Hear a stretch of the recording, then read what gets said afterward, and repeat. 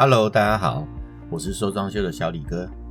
长期住在加拿大的朋友，或多或少呢都有房子发生漏水的经验。但是您知道吗？有一种看不见的浴室渗水，比看得见的水管漏水更可怕。它不但会一点点的破坏您的房子结构，还有可能会毒害您的家人。这一集小李哥就来聊聊这个话题。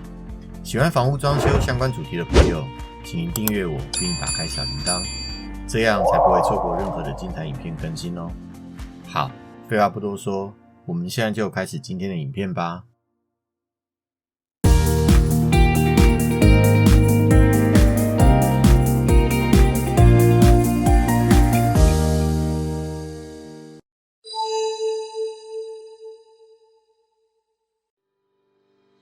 对大多数人来说，只要房子有地方在滴水，或是墙上有水痕，还是有地方发霉，最直觉的就是找水工来检查抓漏水。但是在实际的情况之下，不是每一次水工都能找到问题。其实也许您根本就搞错了方向。所谓的漏水，主要是指因为水管或水具的破裂，水直接的漏出来。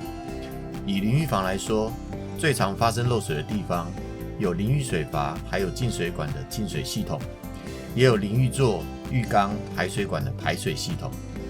如果进水系统有问题，就算没有用到浴室，还是会一直漏水。那如果是排水系统漏水，就只有在你使用浴室的时候才会有水漏出来。这两种的漏水出水量都比较大，你都可以看到水直接的流出来，严重的时候还会像瀑布一样大。发生这种的漏水，您当然可以直接找水工来修理。但是如果你没有看到水直接流出来，您发现你家的墙湿湿的有水痕，或是墙壁、天花板有发霉，还是浴室的瓷砖鼓起来，这些问题，那您的房子很有可能就是正在渗水。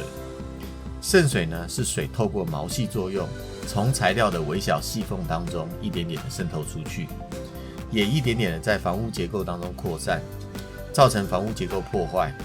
相比起来，渗水就是一种慢性的伤害。渗水的原因呢，有时候不是因为防水材料的破损，装修施工的方法如果不正确，或是用了不正确的材料，都有可能发生渗水。所以如果您发现有不正常的水痕，但是却没发现水流出来，这时候小李哥还是建议你直接找一位有经验的 contractor 来看看，才能确定原因，对症下药。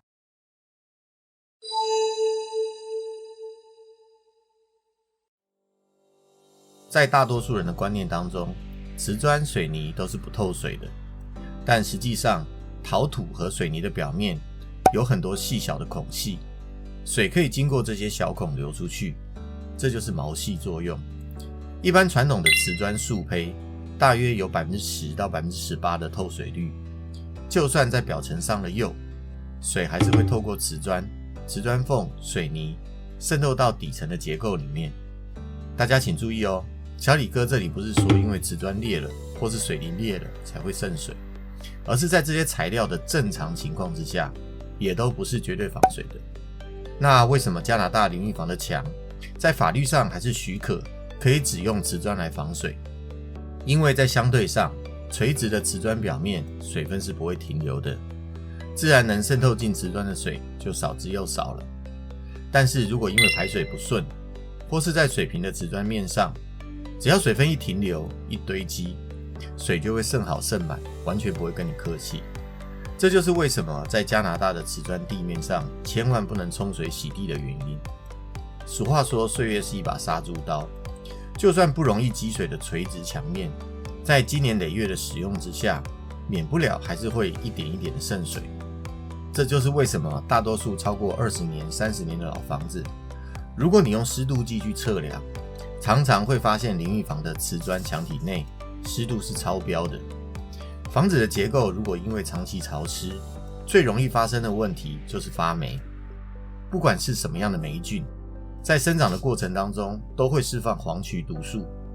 黄曲毒素的毒性极强，是砒霜的68倍，氰化钾的10倍，对人体的肝脏组织的破坏性非常的大，还是非常强的生物致癌剂，只要1毫克就能达到致癌的剂量。它在1993年就被世界卫生组织划定为一级致癌物。在房子的结构里，看不到的发霉对家人的健康都是十分可怕的伤害。对加拿大木结构的房子来说，木头的结构最怕就是潮湿，霉菌细菌长期的分解，房屋的结构很快就烂了。在结构外面的灰板虽然不是木头，但是硒酸钙的粉末一旦吸了水，就会膨胀，失去结合力，最后呢完全粉末化，整块板子就崩解了。如果在家里的浴室里面，您发现瓷砖松动了，甚至鼓起来，通常就表示瓷砖下方的灰板已经受潮得非常严重。如果您再不处理，下一步就是整片瓷砖墙掉下来。而且淋浴渗水并不会只影响浴室，这些渗水还会因为毛细作用扩散出去，对您房子的结构造成大范围的伤害。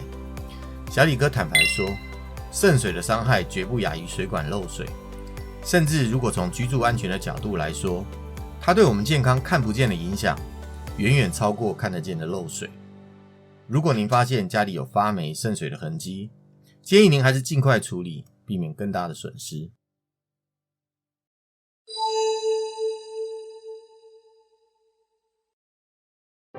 我们首先来看一下这间厕所要翻新它大概有哪些问题，所以屋主一定要把它翻新掉。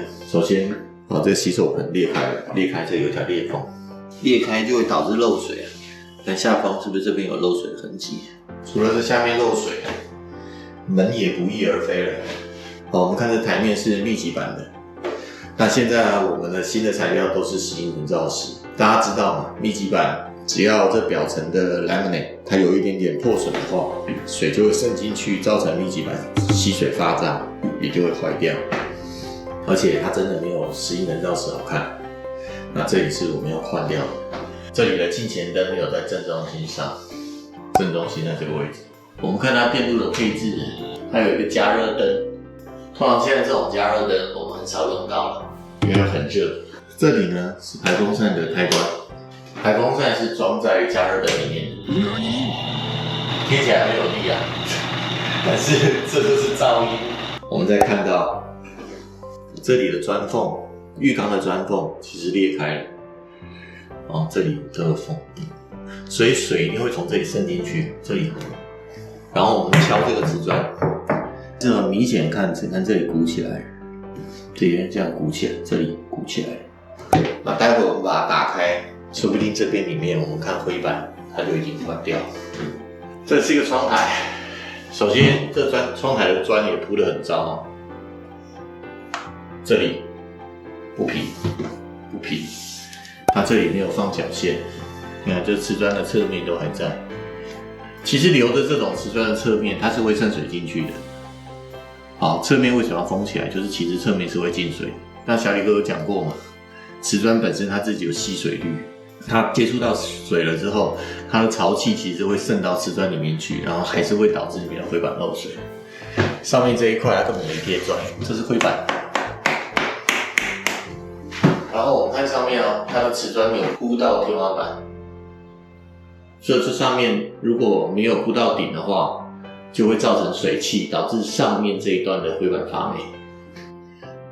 你看这个刚才我们拆掉我们只要轻松的把它拉下来，你看这里灰板这里是潮湿的，然后它发霉了，都发霉了。窗台这一块，然后把它敲起来，你看这里就发霉了，这里有灰板都发霉了，表示这边灰板都已经进水了，所以你已经完全没有附着度了。